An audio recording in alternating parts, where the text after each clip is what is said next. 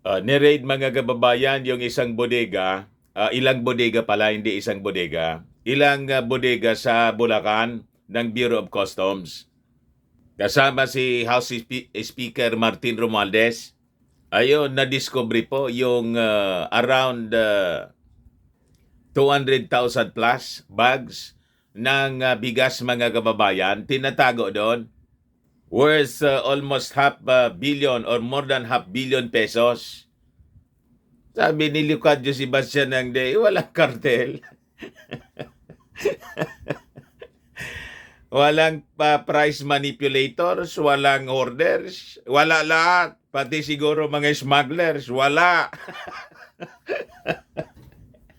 Ano to? Sabi ko sa inyo, pinapaya mga kababayan yung ating Pangulong Bongbong Marcos mismo ng kanyang mga kasama sa Department of Agriculture. Yun ang sabi ni Leocadio Sebastian, yung USEC, in charge ngayon sa Department of Agriculture. Kasi, di ba, yung ating Pangulong Bongbong Marcos, mismo yung concurrent secretary muna, nag-imbestiga yung Kongreso. Yun ang sagot ni Leocadio. Bulag bingi si Leocadio mga kababayan. Sa mga nangyayari sa ating bansa. Sana niya Mr. Maravillas yung dapat gawin. Mamaya, pag-usapan po natin. Click subscribe muna dito sa ating YouTube channel and hit the notification bell para lagi po kayong updated sa mga kaganapan dito sa ating bayan. Like and share na rin po ninyo ng ating YouTube channel, ng ating video pala. At saka, wag na rin po ninyo na skip yung ating mga commercial ads para tuloy-tuloy ang pag-unlad ng ating bagong Pilipinas. Ito po, tambak-tambak na mga bigas yung nadiskubre sa ilang bodega sa Bulacan mga kababayan. Sabi rito, smuggled rice uncovered. Siguro tawagin natin suspected pa lang po kasi hindi pa man po napapatunayan. Under investigation pa po siya. Pero iba yung nakalagay dito, smuggled rice na agad. What? Mali yata yung pagkasulat ng reporter dito. So sabi rito mga kababayan, Speaker Ferdinand Martin G. Romualdez, along with other lawmakers, joins the fact-finding mission of the Bureau of Customs in inspecting several rice warehouses in Bulacan as part of the exercise of the oversight powers of Congress.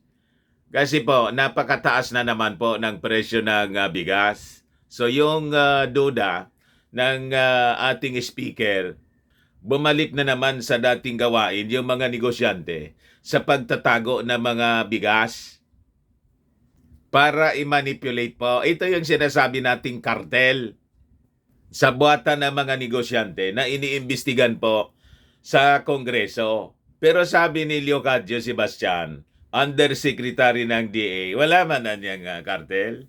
Hindi siya naniniwala na may kartel.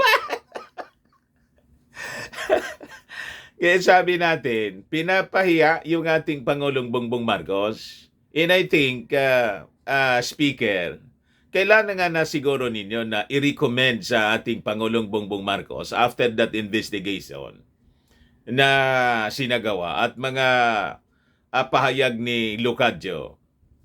I-recommend na po ninyo sa ating Pangulo na tanggalin na lang, palitan itong si Sebastian. Kasi parang ayaw man niyang mag-cooperate sa ating administrasyon. Ayaw man yatang magtrabaho. Parang barkada yung mga yung mga nasa likod ng kartel, pati mga smugglers yata, baka protector to. Di ba? Wala siyang paniwala. Mga kababayan doon sa gustong mangyari ng ating Pangulong Bongbong na ibaba sa 20 pesos per kilo, kahihiyan sa ating administrasyon. Itong mga ginagawa ni Leocadio Sebastian.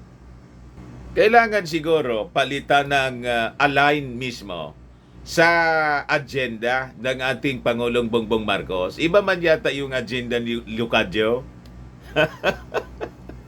Di ba? Sabihin ba naman na para niya imposible man yan? Ito yung patunay, mga kababayan, ni raid ng ating mga authorities ng Bureau of Customs. Sabi rito sa balita, government agencies smuggled rice. Suspected dapat ang suspected pa lang. Smuggled rice worth 505 million pesos on Thursday. Kahapon lang po. In an operation joined by lawmakers led by House Speaker Martin Romualdez and Customs Commissioner Bienvenido Rubio at 3 warehouses in Bulacan. Yung editor po nitong Manila Standard, paki-correct ninyo yung mga statement. Kasi the fact na iniimbestigahan pa lang, hindi pa man proven na smuggled. Di ba? Mali yung pakalatag ng kwento. Sinabi na ditong smuggled, iisipin ng mga tao, kumpirmado na. Paano maging kumpirmadong smuggled siya na iniimbestigahan pa nga? At saka nire-request pa lang ng customs, binibigyan ng 15 days to present the documents. So ang ibig sabihin lang noon, hindi pa napapatunayan, suspected pa lang. Di ba? Malinaw ang ganon. Para hindi nalilito yung ating mga... Hindi ba tinuruan yung mga reporters ninyo? Na dapat ganon yung tawag. So, kasama mga kababayan yung Speaker of the House, si Speaker Romualdez. May oversight function kasi sila. Yung raid, pinangunahan po ni Customs Commissioner Bienvenido Rubio. 3 mga warehouses po sa Bulacan. The warehouses owned and operated by Great Harvest Rice Mill Warehouse, San Pedro Warehouse, and FS Rice Mill Warehouse are located inside the Intercity Industrial Complex in San Juan, Balagtas in Bulacan, were found to contain about 202,000 sacks of imported rice from Vietnam, Cambodia, and Thailand. So sabi ni Rubio, I have ordered the owners of these warehouses to present the necessary documents that will support its rice importation, as well as the amount of rice they have been keeping in these warehouses, sabi ni Rubio. Kaya siya pinagdududahan na smuggled kasi wala pa man po na ino-authorize yung ating gobyerno na mag-import. Pero mayroon na sila na mga imported. So, malamang sa malamang, mga smuggled nga ito. Pero hindi pa po napapatunayan kasi pinapapresent pa nga lang. Kaya ang dapat natawag dito, suspected pa rin. Tama pa, mga reporters ng Manila Standard? So, sabi rito sa balita, Rubio thanked Romualdez and Representatives Erwin Tulfo, Wilfrido Mark Inverga, and Ambrosian Cruz Jr. for joining the inspection at the establishments. Umaksyon na po yung ating mga authorities kasi binabakbakan ng mga critics yung ating Pangulong Bongbong Marcos dahil po imbes na bumaba yung presyo ng bigas, lalong lumipad at walang aksyon na ginagawa yung kanyang departamento. Yan tuloy, lumalakas yung panawagan na bitawan na ng ating Pangulo yung DA as secretary, mag-appoint ng full-time na DA secretary. Kasi lumalabas, mga kababayan, hindi man naasikaso ng ating Pangulong Bongbong. Ginisa si Lucadyo, pinamag yung ating Pangulong Bongbong Marcos, pinahiya.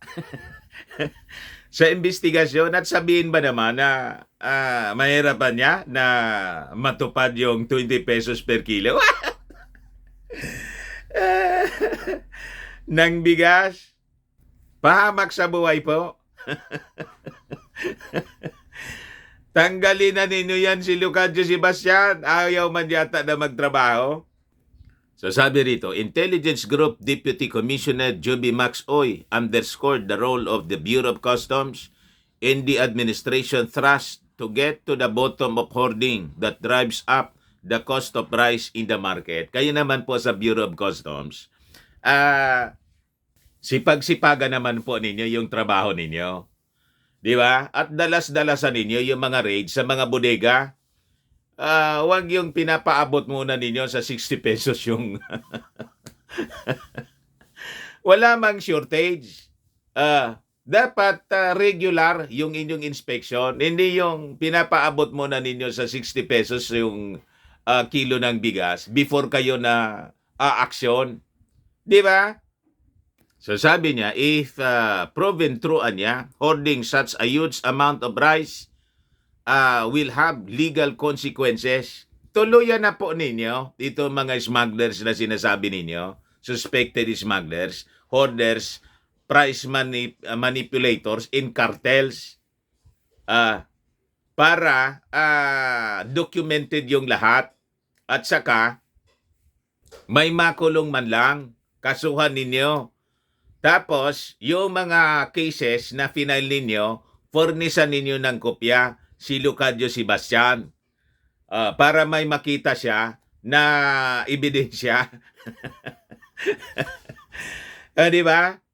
Na mali yung mga sinasabi niya na walang kartel. Kasi sinasabi ni Leocadio Sebastian, wala man yan yung kartel.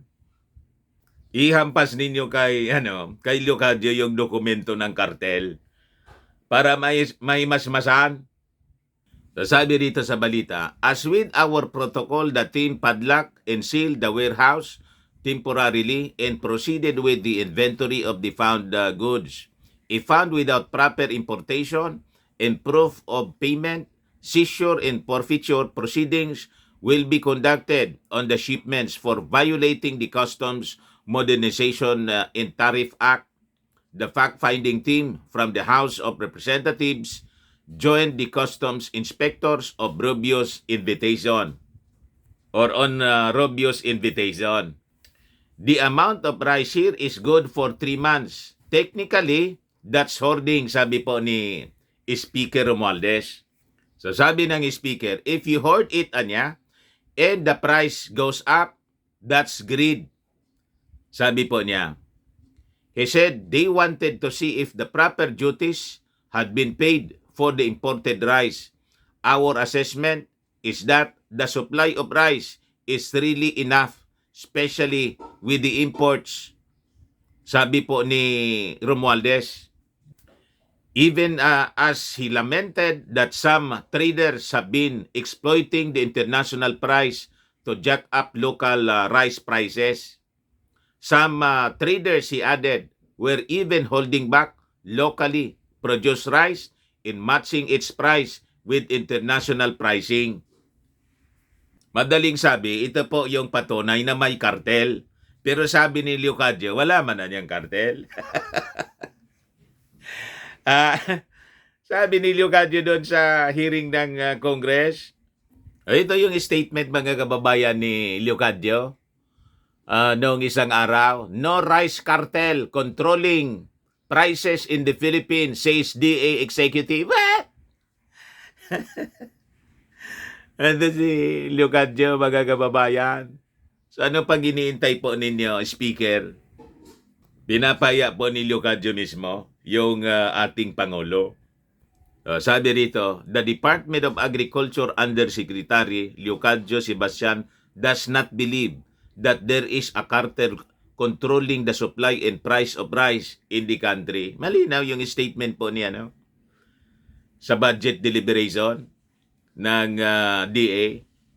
During the budget deliberation, Manila Representative Bienvenido Abante asked Sebastian whether he believes there is a rice cartel. I don't believe, Mr. Chair, Sebastian replied, "What?" Abante said Sebastian's belief contradicts the stance of the Philippine Competition Commission, which asserts the existence of a rice cartel in the country.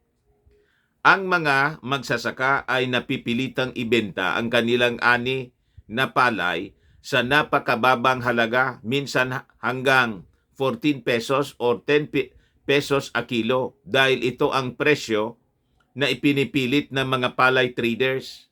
Kaya siguro kinakailangan, Mr. Chair, maging aware ang DA na merong rice cartel. May kumokontrol lang presyo. Kaya nahihirapan ang mga farmers, sabi ni Congressman Abante.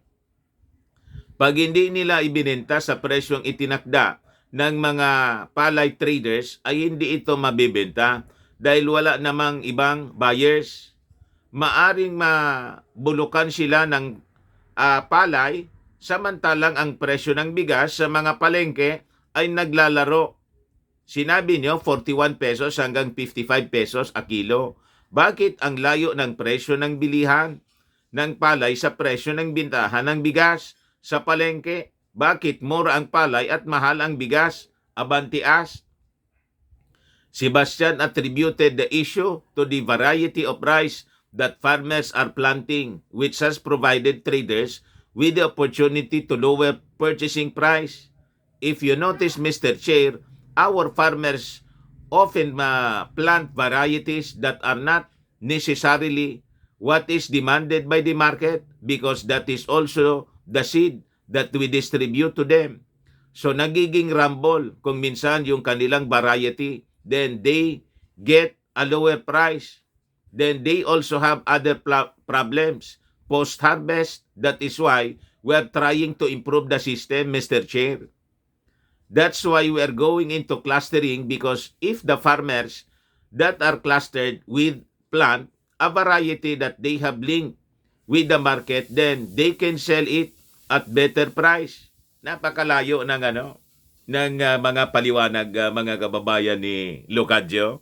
Iniiwasan niya yung natumbukin yung problema kung bakit tumataas yung presyo ng bigas, na may nagkokontrol na kartel, may nag-manipulate, mga kababayan. O ngayon, sabi rito ni Speaker Romualdez, we call on our Raisar, si Yusek Sebastian ng DA. Yun po ang hangarin po ng ating mahal na Presidente, President Ferdinand R. Marcos, na ibaba natin yung presyo. Let us follow his policy. So we are calling on Yusek Sebastian. Siya ang in charge sa rice. Yung ginagawa natin, sana tutukan talaga yung sapat na supply at ibaba kaagad ang presyo. Hindi po madadala sa panawagan nitong si Locadio Sebastian. Gamitan na po ninyo ng kamay na bakal, ipatanggal na ninyo, palitan ninyo ng gustong magtrabaho at aligned doon sa policy ng ating Pangulong Bongbong Marcos. Yun ang dapat ninyong gawin po, Speaker. Pag hindi po ninyo yun ginawa, backfire yun po sa inyong administrasyon. Masisira yung ating Pangulong Bongbong Marcos. Magkakaroon ng bala itong mga critics niya para banatan ng banatan yung ating administrasyon at palabasin, Mr. Speaker, na yung ating Pangulo inutil. Di ba? Tuwang-tuwa niyan yung mga kasama ninyo sa Kongreso, yung mga militant congressmen. At doon sa Senado, tuwang-tuwa niyan si Risa Hontiveros, saka si Coco Pimentel.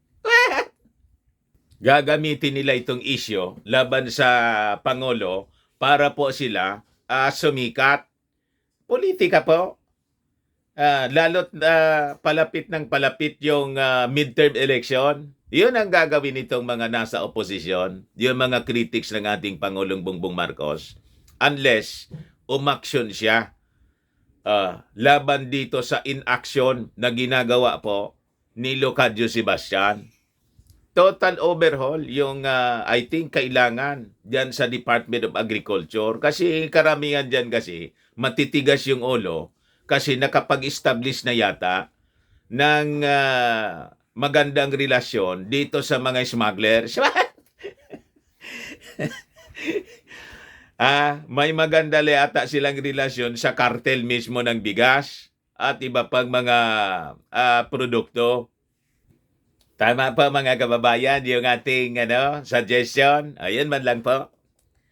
Baka lang gusto ninyo pong i-try ito. Firmax Firming and Lifting Cream. Pinapahid po sa mga pulses and affected area. Mainam po sa paninigas ng mga kaso-kasuan. Ito naman po, Automax Radiant Serum. Sa mukha naman yung application. Anti-aging po siya. You will look 10 years younger than your age. Sa mga cancer patients naman po, baka lang gusto ninyo itong itry.